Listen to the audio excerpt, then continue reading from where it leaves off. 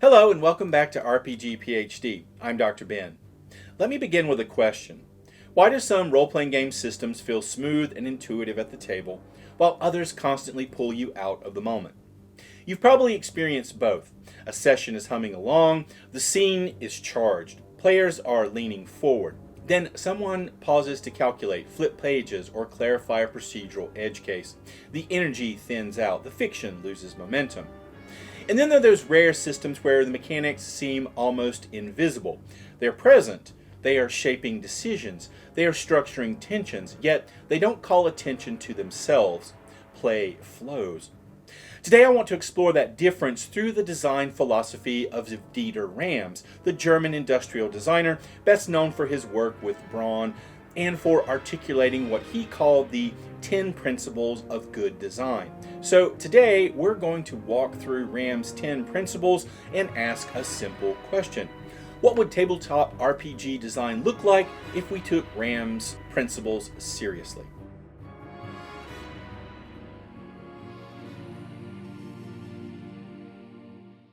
Before we apply these principles to tabletop role-playing games, it's worth pausing to understand what Dieter Rams was actually arguing. Rams developed his 10 principles of good design while working at Braun in the mid to late 20th century.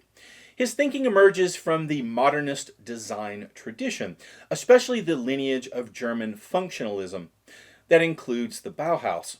He was reacting against excess, against ornamental design that obscured purpose, against products that performed complexity instead of delivering clarity. In interviews and published reflections, Rams repeatedly emphasized that design is about usefulness, intelligibility, and longevity. What strikes me about this list is how restrained it is. He does not celebrate spectacle. He does not praise novelty for its own sake. He does not elevate personal expression above function. He centers the user. When Rams says design should be innovative, he connects innovation to utility. Innovation has a job to do. When he says design should be aesthetic, he links aesthetics to clarity and usability, not decoration. When he calls for minimal design, he is not advocating emptiness. He is arguing that every element must justify its presence. The phrase as little design as possible is often misunderstood. Rams does not mean that products should be simplistic. He means that unnecessary elements should be removed. Complexity may still exist, but it should arise from purpose and structure, not accumulation. He also includes two principles that designers sometimes gloss over: thoroughness and environmental friendliness. Thoroughness speaks to internal coherence and attention to detail. Environmental friendliness speaks to sustainability, longevity, and responsible material use. When translated into systems design, those ideas become surprisingly interesting.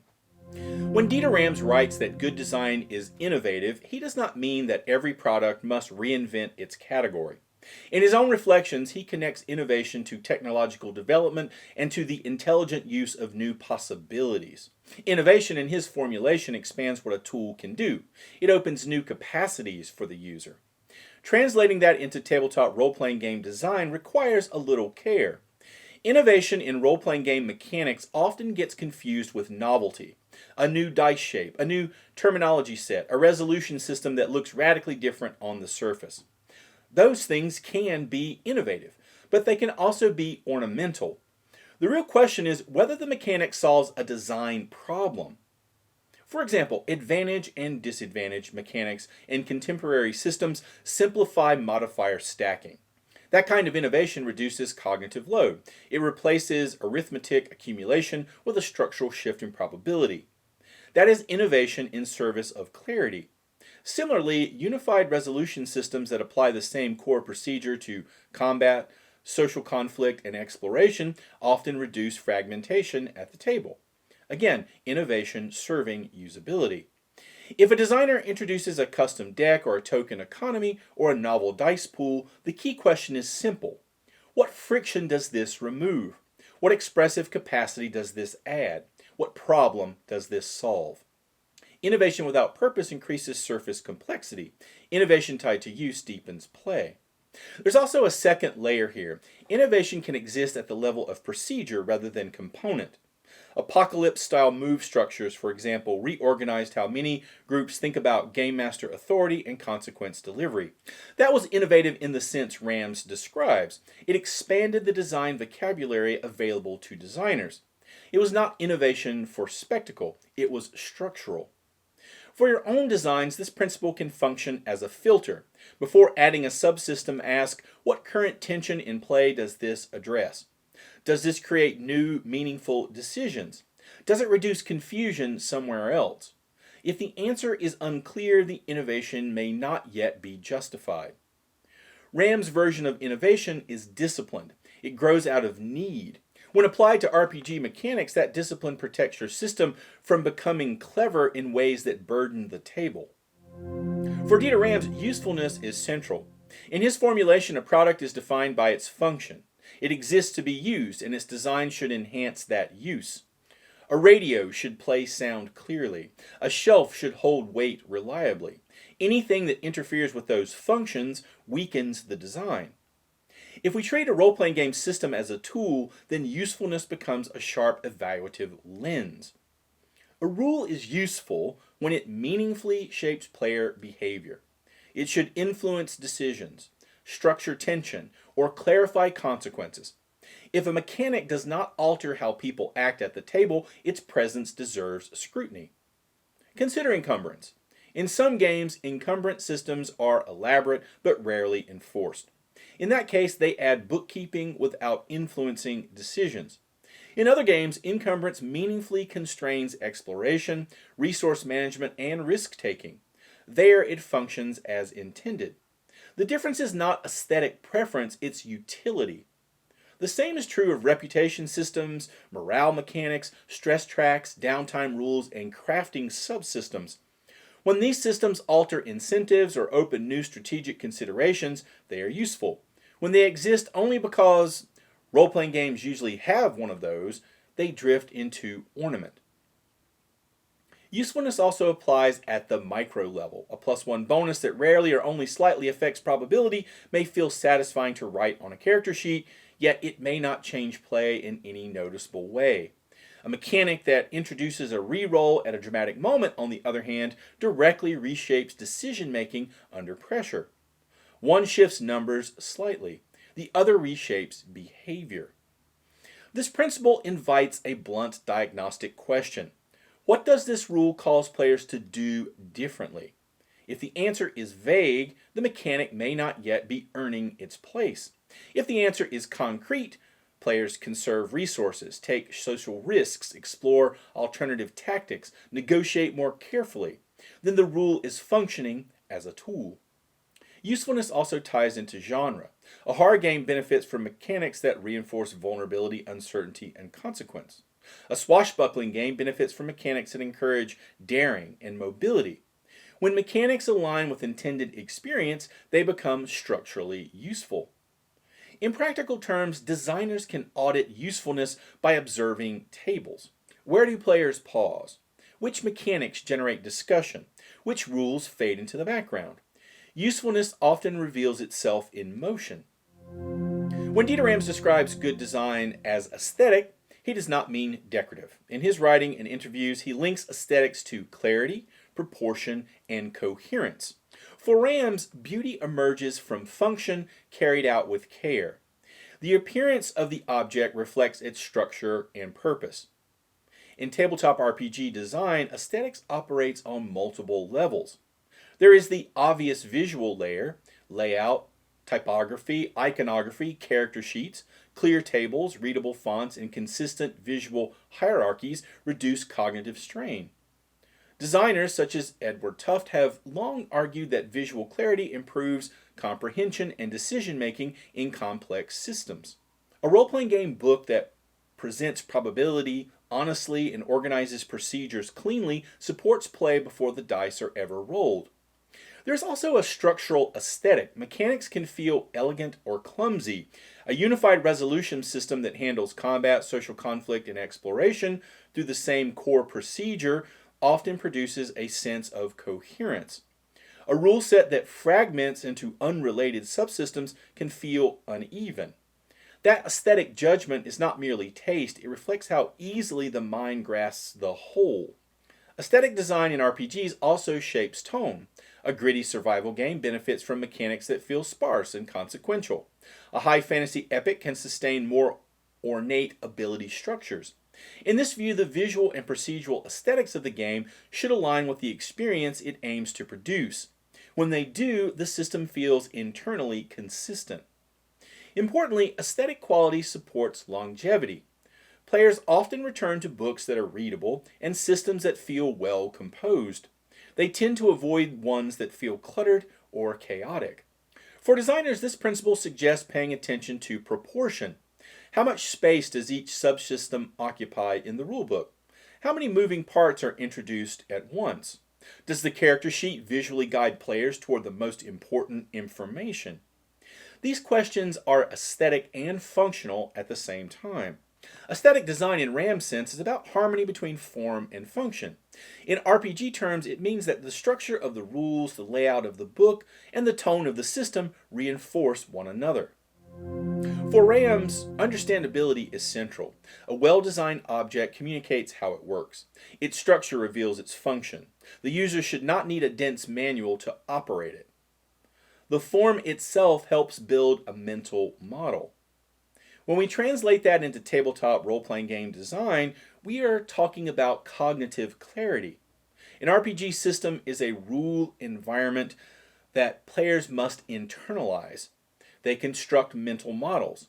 How likely success is, how dangerous combat feels, how social influence operates, how magic scales.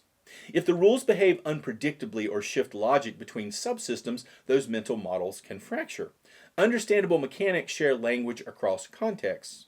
If combat uses one dice logic, social encounters use another, and downtime uses a third, players must continually rebuild their expectations. When a system uses consistent procedures, the brain can relax. Familiarity supports fluency. Research in usability and human-centered design emphasizes feedback and consistency as foundations of learnability. In role-playing game terms, feedback means that outcomes clearly reflect the mechanics that produce them. Consistency means that similar actions resolve through similar processes. When those conditions are met, players develop intuition. Understandability also affects pacing. If every turn requires consulting multiple charts or recalculating layered modifiers, cognitive load increases. The fiction stalls. A clear system allows the group to predict outcomes within a rough range before rolling. That predictive sense builds trust in the structure. There's a difference between depth and opacity. Depth arises when simple components interact in layered ways. Opacity emerges when rules are difficult to parse. Ram's principle encourages depth built on clarity. As designers, we can test understandability by asking new players to walk through a resolution procedure aloud. Where do they hesitate? Where do they misinterpret? Those friction points might reveal where the system fails to communicate itself. Understandability respects the time and attention of the table. It invites participation instead of intimidating it. For Ram's, unobtrusive design does not dominate the environment. A well-designed object supports use without demanding constant attention. It does not perform itself, it functions. When we bring that idea into tabletop RPG design, we arrive at a subtle but powerful goal. The rules should support the fiction without constantly pulling focus away from it. An RPG system is always mediating between imagination and procedure. Dice are rolled, numbers are referenced, conditions are tracked. That mediation is necessary. Yet, when the mechanics become the primary subject of conversation, the game's imaginative momentum can thin out. Unobtrusive mechanics are those that integrate smoothly into play. They resolve quickly. They produce outcomes that feel proportional. They do not require frequent clarification or reinterpretation. After a roll, attention returns to the shared fiction. This principle does not argue for mechanical simplicity in all cases. A complex tactical combat system can still be unobtrusive if it is internally consistent and familiar to the group. Unobtrusiveness depends less on how many parts exist and more on how seamlessly they operate during use. There's also a tonal dimension. Some games foreground mechanics intentionally. Metacurrency discussions, dramatic moves, visible clocks. In those systems, mechanics are part of the expressive layer. Even there, unobtrusiveness can apply. The structure should feel deliberate and coherent rather than disruptive. You can often detect obtrusiveness by observing energy shifts at the table. Does the room pause for extended rules arbitration? Do players lose track of narrative stakes while calculating modifiers? Those moments signal that the system is demanding attention in a way that interrupts flow. An unobtrusive system respects immersion without requiring silence about the mechanics. It simply ensures that procedural conversation remains proportional to the fictional engagement. When Rams describes good design as honest, he is referring to transparency about what a product can and cannot do. In his own words, good design does not attempt to manipulate the consumer with promises it cannot fulfill, nor does it disguise its materials or function.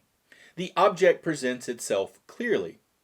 In tabletop RPG design, honesty becomes a question of alignment between promise and procedure. Every RPG communicates expectations. The cover art, the language of the rulebook, the examples of play, and the marketing copy all signal genre and tone.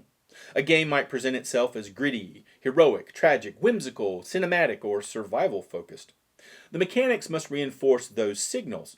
When they do not, friction emerges. Not mechanical friction, but conceptual friction. For example, a system that describes itself as lethal and unforgiving, yet provides abundant healing and minimal consequence, is creating a mismatch. A game that promises deep political intrigue but reduces social interaction to a single die roll may feel structurally thin. These are not necessarily rules failures, they are design alignment issues. Honesty also applies to probability and transparency. Players build expectations about risk. If a system obscures how likely success actually is, or if difficulty adjustments occur invisibly and unpredictably, trust can erode. Some groups enjoy hidden target numbers and concealed information. Others prefer open roles and visible stakes. Either approach can work as long as it aligns with the table's expectations and the game's stated philosophy. There is also honesty in how advancement works. If a system implies that characters will grow significantly more capable over time, that growth should be mechanically meaningful. If a game presents itself as static or skill-based, the progression model should reflect that structure.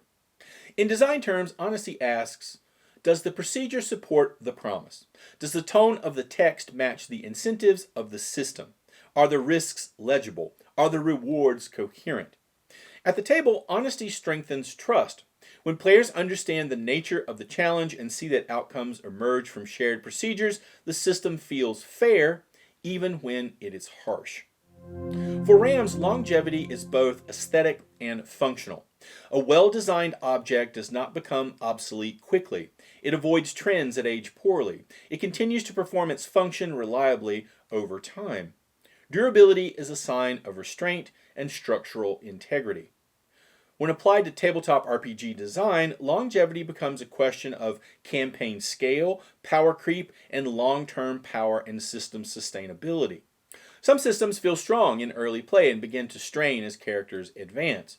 Power inflation accelerates, edge cases multiply, resolution slows, and counterbalance requires increasingly artificial adjustments.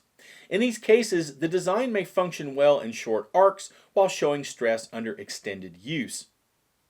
Long-lasting role-playing game design anticipates growth. It considers how probability curves behave at higher levels of competence. It evaluates whether new abilities reinforce the existing core procedures or bypass them entirely. It asks whether tension can still exist once characters become more capable. Longevity also applies to thematic sustainability. A horror system must preserve uncertainty beyond the first few sessions.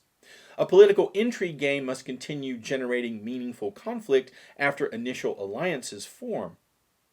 Mechanical durability and thematic durability are connected. Designers can examine longevity by modeling different phases of play. What does a session look like at the beginning, middle, and late stages of a campaign? Do the same procedures hold? Does complexity accumulate in a way that remains manageable? Are new subsystems introduced in ways that integrate with earlier ones? There is also a cultural dimension. A system that ages well tends to support adaptation. Groups house rule, they tweak, they expand. A robust design can accommodate that flexibility without collapsing. Longevity does not require permanence. It requires structural coherence across time. A campaign that lasts 10 sessions and feels complete can satisfy this principle. A system that aims for years of play must sustain tension, clarity, and usability across that span. Rams emphasizes that good design is thorough down to the last detail. Nothing is arbitrary. Nothing is accidental. Every element is considered because, in his view, care in small things reflects care for the user. In RPG design, thoroughness reveals itself in coherence. A thorough system ensures that its subsystems interact predictably. Conditions reference existing mechanics instead of inventing new ones. Edge cases are anticipated. Terminology remains consistent across chapters. Advancement integrates with the core resolution model. The more complex the game, the more important this internal alignment becomes. Thoroughness is not the same as maximalism. A short, rules-light system can be thorough if its procedures interlock cleanly. A large, crunchy system can be unthorough if its subsystems contradict one another or rely on patchwork clarifications. You can often detect a lack of thoroughness when tables generate repeated house rules to repair the same friction points. If a combat system produces unclear timing interactions, or if a social mechanic leaves unanswered questions about scope, the system may not have been carried through its implications. Those gaps surface during play. Thoroughness also includes clarity in documentation. Examples of play that demonstrate edge cases, clear indexing, and well-structured reference materials all contribute to the sense that the designer has considered how the system will actually be used. In my experience, thoroughness is one of the least glamorous aspects of design and one of the most impactful. It rarely draws attention to itself. Its absence, however, becomes visible quickly. When Ram speaks of environmental friendliness, he is addressing sustainability. A well-designed product conserves resources, minimizes waste, and avoids unnecessary material excess. It considers its impact over time. In RPG design, we are not manufacturing physical appliances, although book production certainly has a material footprint. At the level of mechanics and systems, this principle translates more abstractly. I am extending Ram's idea here into the ecology of play. An RPG system consumes resources at the table. Time is a resource. Attention is a resource. Cognitive bandwidth is a resource. Emotional energy is a resource. A system that constantly drains those without replenishment can exhaust a group. Environmentally responsible role-playing game design asks whether a mechanic justifies the time it requires. Does it produce proportional engagement? Does it demand tracking that yields meaningful payoff? When bookkeeping expands without deepening play, the system generates procedural waste. There is also sustainability in campaign structure. A game that requires escalating prep to remain functional can place increasing burden on the GM. A system that encourages reusable tools, random tables, faction clocks, modular encounter structures, often sustains itself more easily. It recycles its own components. This principle can also apply to content density. A rulebook filled with redundant options or minimally differentiated abilities may create informational clutter. A tighter design that avoids redundancy reduces the load on both reader and the table. The underlying concern respecting resources and avoiding unnecessary excess translates cleanly into the social and cognitive environment of the table. Rams closes his list with what is arguably the most famous of his principles. Good design is as little design as possible. He sometimes summarized this as less but better. The idea is not austerity for its own sake, it is reduction through discipline. Remove what does not serve the function. Refine what remains. In RPG design, this principle can feel counterintuitive. Many of us love systems. We enjoy layering mechanics, building subsystems, expanding option trees. There is creative pleasure in accumulation. Rams invites restraint. As little design as possible asks whether a mechanic earns its presence. Does this rule introduce new decisions? Does it reinforce theme? Does it integrate with the core procedures? If it duplicates an existing function, it may be ornamental. Minimal design does not mean shallow design. A system can be minimal in parts and still produce deep play through interaction. Chess operates with relatively few rules and generates immense complexity through combination. Many RPGs achieve similar depth when their core rules are clear and consistently applied. This principle also encourages consolidation. If three subsystems track related pressures, let's say fatigue, morale, and stress, there may be an opportunity to unify them into a single mechanic with contextual effects. Consolidation reduces cognitive load while preserving expressive capacity. There is a psychological benefit to minimalism as well. When players perceive a system as clean and intentional, they can engage with it more confidently. Clutter breeds hesitation. Clarity invites fluency. Minimal design requires courage. It often means cutting material that was enjoyable to create. It means trusting interaction over expansion. It means accepting that every added rule carries a cost in attention and memory. When taken together, Ram's 10 principles outline a philosophy of respect. Respect for the user, for time, for clarity, for longevity. Applied to tabletop role-playing games, they form a powerful lens for evaluating mechanics and systems. So now let's take a look at a step-by-step design guide to take a look at a game with these 10 principles in mind. So start with one concrete mechanic you're designing or revising. It can be stress, initiative, social conflict, travel, magic, anything.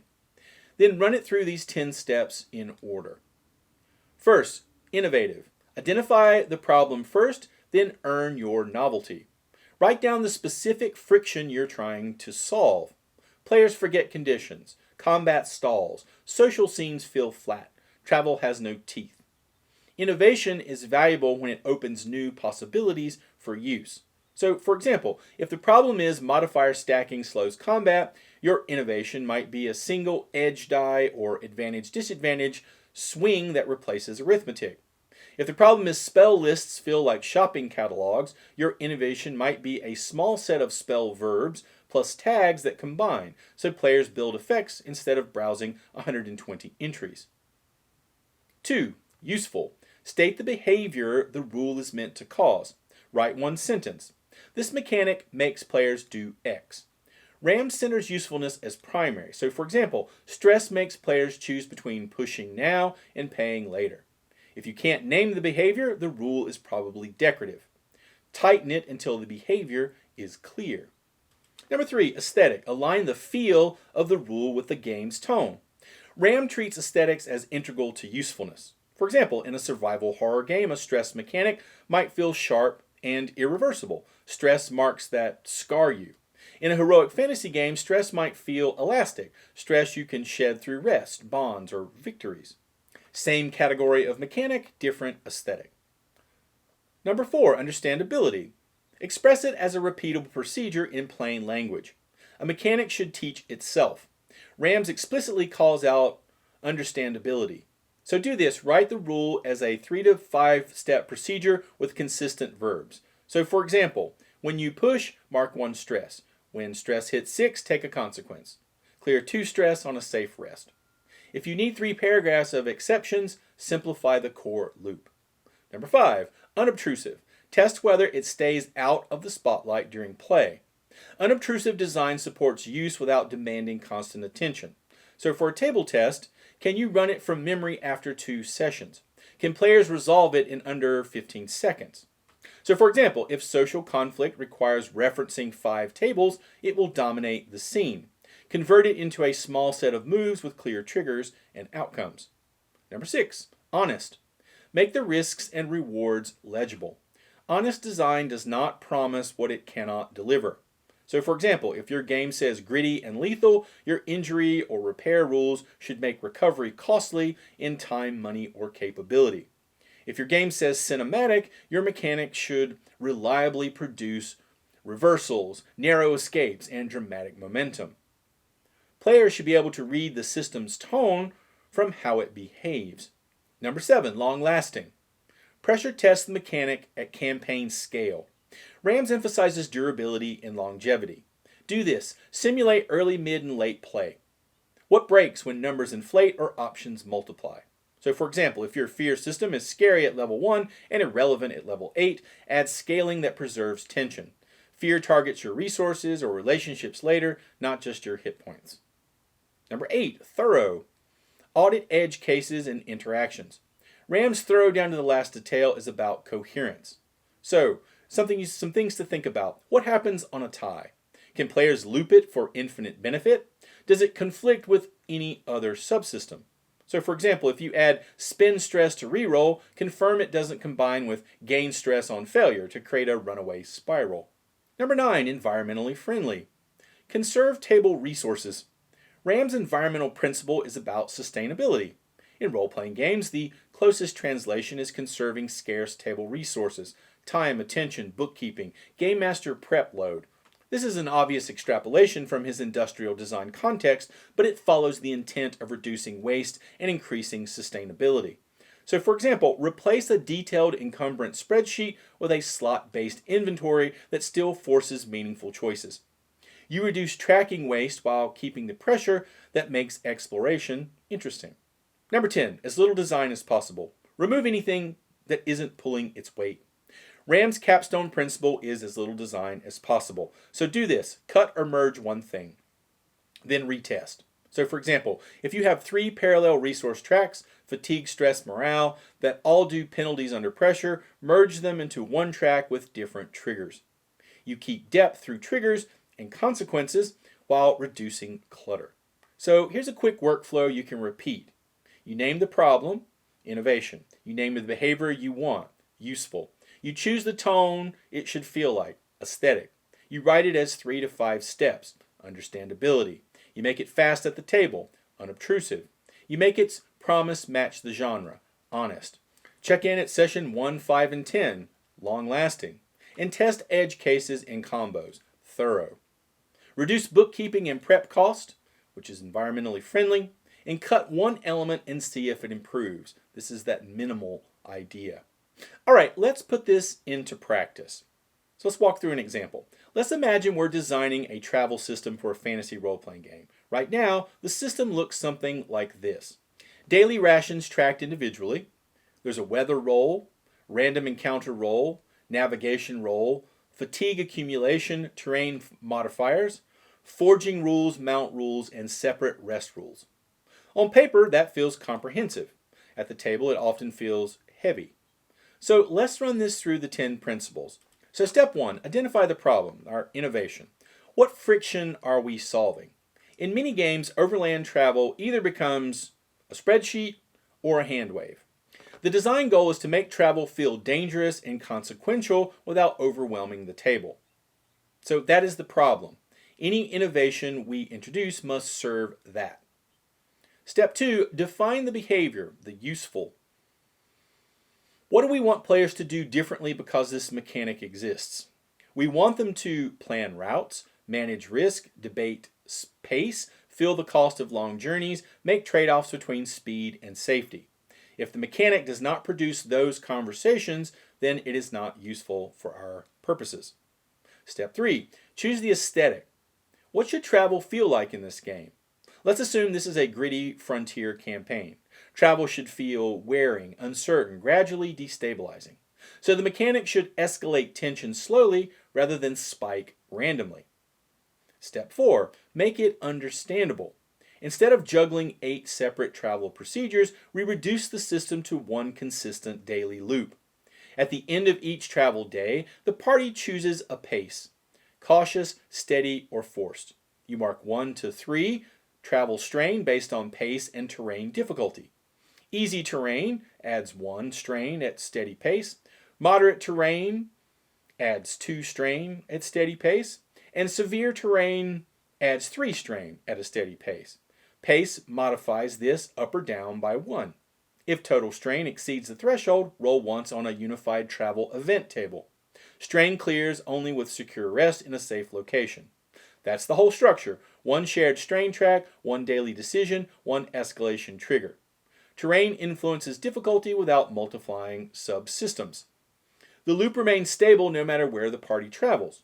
Because the structure stays the same, players internalize it quickly, and the fiction carries the weight of atmosphere and danger. Step 5, make it unobtrusive. Now that terrain is grouped into 3 difficulty bands, easy, moderate, and severe, the system stays quiet at the table. There's no need to cross-reference a chart for every biome. No separate mountain rules, desert modifiers, swamp exceptions, or snow clauses. The Game Master simply judges the terrain's difficulty tier and moves on. The players choose pace, strain is marked, and if the threshold is crossed, an event roll happens. That entire interaction can take under a minute. Unobtrusive design means the procedure does not dominate the scene. The conversation stays focused on the fiction. We push through the pass before nightfall. We slow down in the marsh. We risk a forced march to reach the village. The mechanic registers the consequence without becoming the subject of debate. The 3-tier terrain structure supports this. It captures differences in danger and exhaustion without multiplying bookkeeping. The rule operates in the background, steadily accumulating pressure. Players feel the cost of the landscape without needing to parse a matrix of modifiers. When the system runs smoothly enough that the group rarely comments on it, that is a sign it's doing its job. Step 6. Make it honest. The system claims travel is risky. Does it deliver? Well, yes, because strain accumulates predictably. Risk builds visibly. Players see escalation coming. If they push forced marches, they see the consequences. No hidden punishment. No arbitrary spikes. The danger is legible. Step 7. Test for longevity. What happens at high levels? We might consider tier-based strain mitigation. Experienced characters can ignore 1 strain per day in easy terrain. The loop stays the same, mitigation simply modifies the totals. Or a specialization perk. A ranger, guide, or survivalist can shift terrain difficulty down 1 tier for the group once per journey. This preserves the 3-tier model while rewarding expertise. Or we might have a supply pressure layer. When strain exceeds the threshold, players may choose between triggering an event roll or consuming extra supplies. 1 additional decision, no new subsystem. Step 8. Be thorough. Edge cases. What if the party splits? What if magical teleportation exists? What if someone is immune to fatigue? We decide that teleportation bypasses strain but triggers a separate instability check. Immunities reduce personal consequences but not group strain. Split parties track strain independently. Internal coherence maintained. Step 9. Conserve resources. How much bookkeeping does this require? 1 shared strain track. No math unless scarcity is central to the campaign. No mount subsystem unless it meaningfully changes pacing. We reduce tracking waste while preserving tension. And step 10, reduce further. Now we'll return to the core loop from step 4 and ask the hardest question. Can we remove or combine without losing meaningful decisions? Here is the loop as it stands. Choose pace, cautious, steady, or focused. Mark 1 to 3 travel strain based on pace and terrain difficulty. If strain exceeds the threshold, roll on the event table. Clear strain only with a secure rest. This is already pretty lean. Still, we can look for compression. 1 possible reduction, combine pace and terrain into a single risk choice. Instead of choosing pace and then calculating strain from terrain difficulty, we create 3 options. Careful travel, minimal strain, slow progress. Standard travel, moderate strain, normal progress. And hazardous push, high strain, fast progress. Terrain difficulty then modifies the threshold instead of daily strain. Easy terrain has a higher threshold before events trigger. Severe terrain lowers the threshold. Now the loop becomes choose travel risk, careful, standard, hazardous. Mark fixed strain based on that choice. If strain exceeds terrain adjusted threshold, roll event. Clear strain with secure rest. So now we have merged 2 calculations into 1 decision and 1 modifier. The player still debates speed versus safety, the terrain still matters, the structure remains visible, but the arithmetic shrinks. Nothing essential was removed. Redundancy was reduced. This is what as little design as possible looks like in practice. We preserve the tension-driving choices and compress the mechanical surface area. The system becomes easier to teach, easier to remember, and easier to sustain over long campaigns.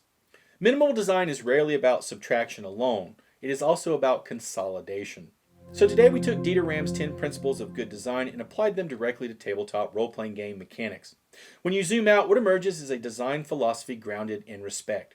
Respect for the player's attention. Respect for the game master's prep time. Respect for the emotional energy at the table. Respect for the fiction. A well-designed role-playing game system does not compete with imagination. It supports it. It does not exhaust the group. It sustains them. It does not overwhelm them with ornament. It earns every line on the page. If you're designing your own system, try running one mechanic through those 10 principles this week. See what you cut. See what clarifies. See what strengthens. And I'd love to hear from you. Which principle resonates most with you? Where have you seen over-design at the table? And what's one rule you've trimmed that made your game better? Drop your thoughts in the comments section below. And if this video was helpful, please share it with a designer friend. Like the video and subscribe if you haven't already. And as always, thanks for watching. See you next time.